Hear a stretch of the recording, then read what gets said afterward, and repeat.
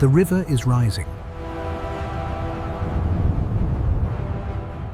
It has been rising for 40 days, this dark, slow surge pushing north from somewhere deep in Africa that the Egyptians have never seen, fed by monsoon rains on mountains they have never climbed. The Nile is doing what the Nile has always done, flooding the valley it carved, spreading across the flat black soil on both sides of its banks, depositing the silt from Central Africa that will make wheat and barley grow in a desert. The Egyptians called this silt the Black Land, Kemet. It is the most valuable substance in the world they know, and it comes free, delivered by a river every single year, with the reliability of a god who keeps his promises.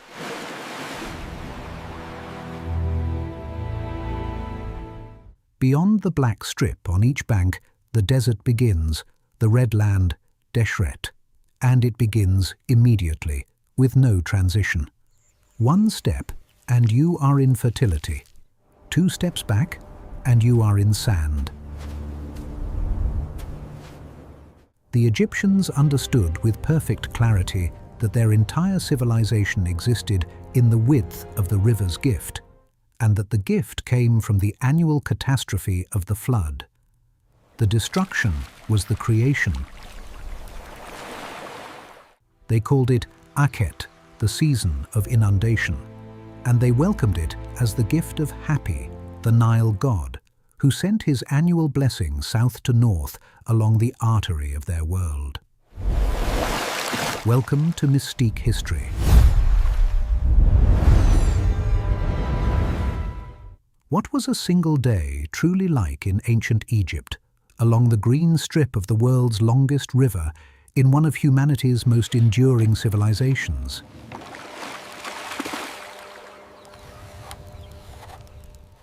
Let me explain. It is around 1270 BCE, the New Kingdom, the era of Ramesses II, when Egypt's empire stretches from Nubia in the south to the borders of the Hittite lands in the north, and when Thebes, the great southern capital, contains within its sacred precincts the largest temple complex ever built on the face of the earth. The flood has receded now. It is Pere, the growing season, and the fields along both banks are dense with young wheat. They're green, a color that no Egyptian ever takes for granted because it represents the thin margin between life and the desert. A farmer named Nebwenenef stands knee-deep in the irrigation channel he has been maintaining since before the sun came up, pushing mud from the channel walls with a wooden hoe, clearing the flow so that water from the Nile reaches the outer edge of his allocated strips. The work is heavy, and the sun is already at a temperature that means everything outdoors must be finished before midday. He has been doing this since he was 8 years old, watching his father, and he will do it until he cannot. His son, who is 7, stands at the edge of the channel, watching him with the attention of someone who is learning by observation what school will never need to teach. The house Nebwenenef returns to at midday stands in a village on the east bank of the Nile, one of dozens that line the river between Thebes to the south and the horizon to the north. It is made of mudbrick, sun-dried blocks of Nile clay mixed with chopped straw and sand, and its 4 rooms are cool even in the heat because the walls are thick and the single window faces north, capturing the prevailing breeze off the river. The floor is beaten earth covered with reed mats. There is a wooden stool, a low table, clay storage vessels ranked along the wall in the back room. In the first room, near the door, there is a small niche containing a figure of Bes, the squat, ferocious-looking household god who protects women in childbirth and keeps evil from the threshold. Nebwenenef's wife placed fresh flowers there this morning, as she does every morning, because the relationship with the gods is not conducted only in temples. It is conducted in small rooms at the beginning of every day, at the kitchen hearth, and at the door. The kitchen is outside, in the shaded courtyard behind the house, because cooking over an open fire in an enclosed room in an Egyptian summer is not something anyone survives willingly. Nebwenenef's wife, Merit, is grinding barley in the central courtyard, her arm moving in the circular motion that she can maintain for an hour without thinking. The ground grain will go into bread today, flat, round loaves baked in clay molds heated in the outdoor oven. And the coarser grain will go into the fermentation pot that produces the thick, low-alcohol beer that is the basic caloric beverage of every Egyptian household. Not wine. Wine is for the wealthy, for the temple offerings, for the officials who live in the larger mud-brick compounds near the administrative buildings. Beer is for everyone, drunk through reed straws that filter out the grain sediment. It contains more calories per cup than bread does. It is not a luxury. It is food in liquid form, and the fact that it has been fermented means it is safer to drink than the river water in the canals, which is what it replaces. Here is something that reveals the everyday texture of this civilization more precisely than any monumental inscription. The workers who built and decorated the royal tombs in the Valley of the Kings, the elite craftsmen who lived in the purpose-built village on the west bank called Deir el-Medina, the place of truth, were paid primarily in bread and beer. The state records from this village survive in their thousands, scratched onto pottery shards and clay tablets, and they tell us with extraordinary precision what each worker received. An ordinary craftsman received each month 300 litres of emmer wheat for bread and 110 litres of barley for beer. A foreman received more. A scribe received more still. The hierarchy of ancient Egypt expressed itself not only in the size of your house or the richness of your tomb, but in the thickness of your beer, literally. The brewing ratio at Deir el-Medina was adjusted by social rank, so that a foreman's beer was stronger than a labourer's, made from a richer proportion of grain to water. Status ran through the fermentation vessel like a social code. The market near the riverbank opens when the morning's fieldwork slows, and it is the East Bank's busiest intersection of human need. My fish are worth more than 3 of your onions, my friend. There is no coin in New Kingdom Egypt. Coinage will not arrive for another 1,000 years. And so every transaction is a negotiation of equivalence. I'll give you 3 copper Theban for that row. I offer these onions, fresh from the fields, for 2 of your large Nile. The woman selling dried fish from the river arranges them on a flat mat beside a woman selling ceramic pots and a man with a basket of onions, and they trade.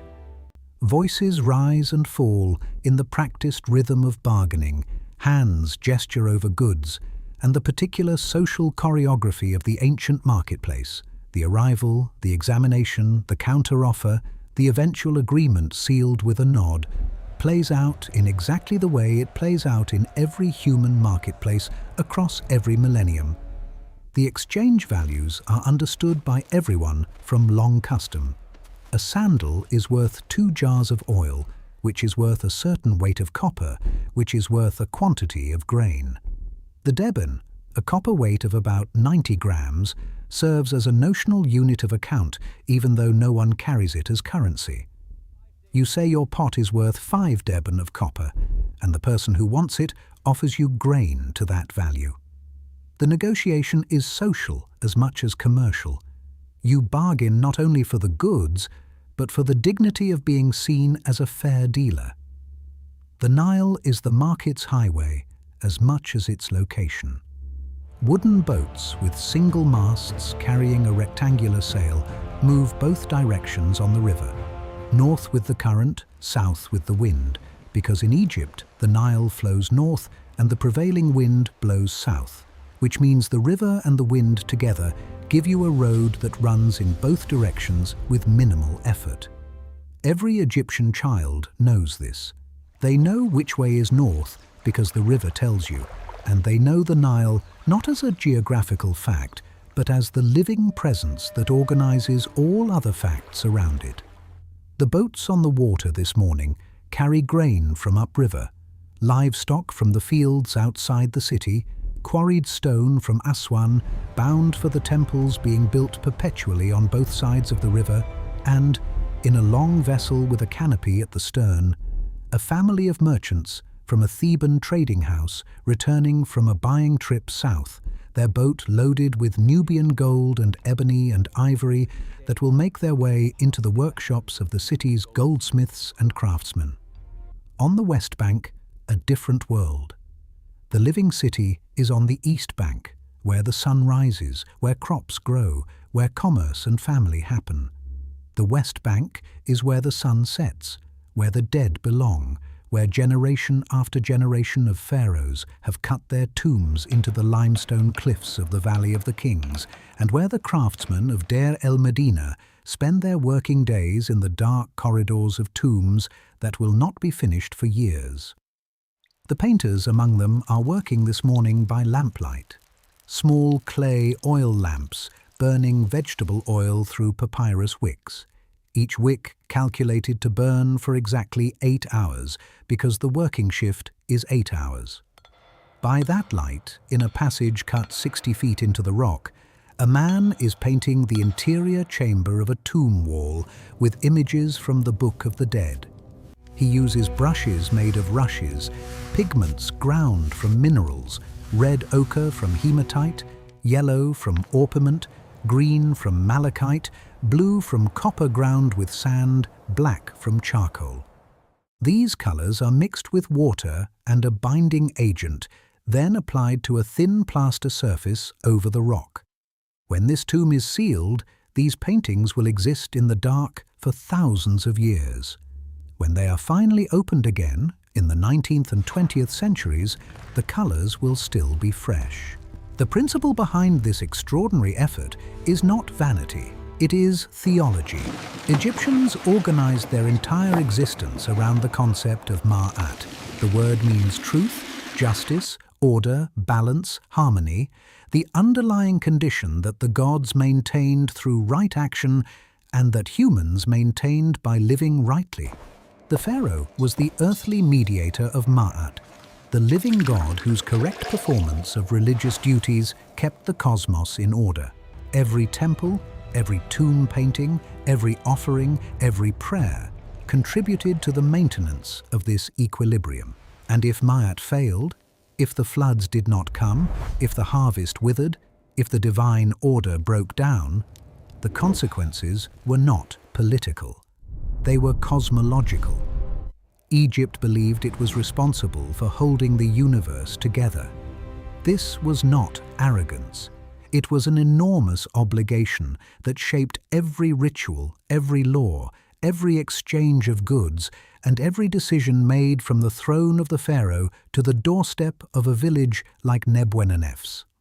The temple of Amun at Karnak, on the east bank of Thebes, the spiritual axis of the empire, has been under construction and expansion for over 200 years by the time of Ramesses II, and it will continue for another 1,000. At this moment, in 1270 BCE, it is already the largest religious complex in human history, its columns taller than any other stone construction on Earth, its hypostyle hall, a forest of 134 columns, the largest reaching 23 meters, carved and painted with scenes of royal triumph and divine procession, so dense that the interior is always in shadow even at noon. The approach to the temple along the Avenue of Sphinxes is itself a statement of power.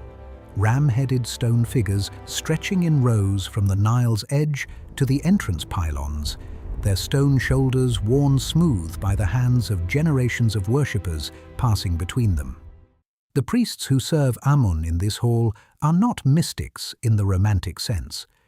They are administrators, managing the god's enormous estates, organizing the daily rituals that feed and clothe and care for the divine statue in its inner sanctuary.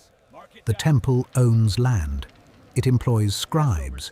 It pays workers in grain, It operates workshops and bakeries and breweries. The god of Karnak is the richest landholder in Egypt, and his servants are the most powerful institution outside the palace itself. A temple ritual begins before dawn. The head priest, having purified himself with cold water and incense, enters the inner sanctuary and breaks the clay seal on the shrine that has kept the god's golden statue undisturbed since the previous evening. He lights a small lamp, presents offerings of bread and beer and linen on the altar, and performs the sequence of ritual words and actions that constitutes the morning opening of the god's household. This ritual has been performed in essentially the same form for hundreds of years, and will be performed in similar form for hundreds more. It is not dramatic. It is domestic, intimate, and precise. A household waking up the head of the family and preparing his breakfast. The god Amun is treated as literally present in his statue, literally in need of food and clothing and company, and the priest's role is the maintenance of this household, this relationship between the human and the divine that keeps the cosmos properly aligned. Most Egyptians do not enter the temple's inner precincts. The hypostyle hall, the outer courts, the pylons, these are for the priests and for the king. The ordinary Egyptian's relationship with the temple is conducted in the outer courts and in the processional routes. During festival days, when the god's statue is carried out of the inner sanctuary in its sacred bark, borne on the shoulders of priests, through the crowds gathered along the avenue of sphinxes that approaches the temple gates. These festivals are the great occasions of the public year. The Opet Festival at Thebes, when the statue of Amun is carried along the Nile processional route from Karnak to the Temple of Luxor, 2 miles south, draws enormous crowds along both banks and on the river itself. The procession is accompanied by music, percussion, wind instruments, the sistrums that priestesses shake in a metallic shimmer, and by the acrobatic dancers who move along the route in front of the god's bark. On festival days, the state provides bread and beer to the population along the route. The crowd shouts its joy. The god passes. The universe remains aligned. Ka was a real man. He was a foreman at Deir el-Medina during the reign of Amenhotep III, and when he and his wife Merit were buried in the late 15th century BCE, their tomb was sealed and untouched for 3,000 years. When Italian archaeologist Ernesto Schiaparelli opened it in 1906, he found the contents intact, the furniture Ka and Merit had used in life, the cosmetics Merit had applied to her face each morning, her wigs still in their wooden boxes, her linen dresses folded in cedar chests. Ka's carpenter's tools were there.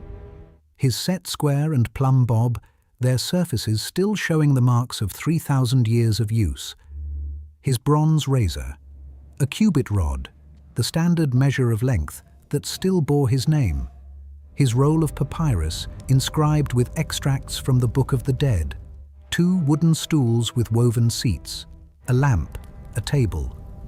The bread and food offerings placed for the journey, still identifiable after 30 centuries.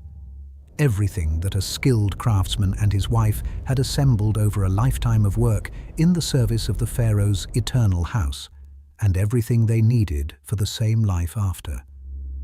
The Egyptians did not believe in another kind of life. They believed in this one, continued. The afterlife was the best version of the existence they already knew. The same house, the same tools, the same flat bread, and the same river. Just without illness or flood failure, or the particular anxiety of not knowing whether the rations would arrive on time. As the afternoon heat reaches its peak, the city contracts to the shade of walls and courtyards. Nebwenenef is asleep on his roof, a linen cloth over his face against the flies. Merit has taken the children to her mother's house along the lane. The market has thinned to a few stubborn sellers waiting out the heat for the afternoon's last customers. On the Nile, the boats are still moving. They never stop entirely, their sails bright against the water. On the west bank, the craftsmen have broken for their midday rest in the huts near the tomb entrance, and the Valley of the Kings sits in its enormous silence, its paths empty, the limestone cliffs radiating the stored heat of the morning. The evening brings the city back. The cooking fires in the courtyards, the smell of onions and fish, and the particular sweetness of fresh bread from the mud ovens. Children running between houses in the cooling air, their feet bare on the still warm, packed earth of the lane. A neighbor stopping at Nebwenenef's door to trade a jar of oil for 2 loaves of bread, the transaction noted by both parties on a pottery shard that serves as a receipt. Dogs finding the shade of the date palms. On the river, the last boats of the day moving in the dimming light. The stars beginning above the date palms, the same stars that priests on the temple roof are observing with instruments and recording on papyrus, tracking the movements that govern the agricultural calendar, that announce the rising of the Nile, that tell the king when to hold his ceremonies and the farmer when to plant his seed. Nebwenenef walks to the edge of his roof in the dusk and looks at the river. It is lower now than it was in Opet, its banks visible, its dark surface lit by the last of the sky's color. The particular amber that the Egyptian sky makes at sunset, a gold so specific to this latitude and this dust that painters in the New Kingdom tombs tried to capture it and, in certain chambers, succeeded. Tomorrow, the irrigation work continues. In another month, the wheat in the fields will be tall enough to harvest. He has been watching this sequence since he was a child, and his father watched it, and his grandfather. In 3,000 years of recorded Egyptian history, the Nile will flood and recede, and the farmers will plant and harvest, and the temples will be served, and the scribes will write it all down on papyrus and on stone. The continuity is not stagnation. It is confidence, the confidence of a civilization that has found a way to live that works and knows it. The river is the answer to every question Egypt ever asked, and every morning it rises in the south and moves toward the sea, reliable as breath. If you want to travel back to the oldest layers of human civilization and feel the weight of the stone and the warmth of the black earth, subscribe to Mystique History. This is what we do every episode.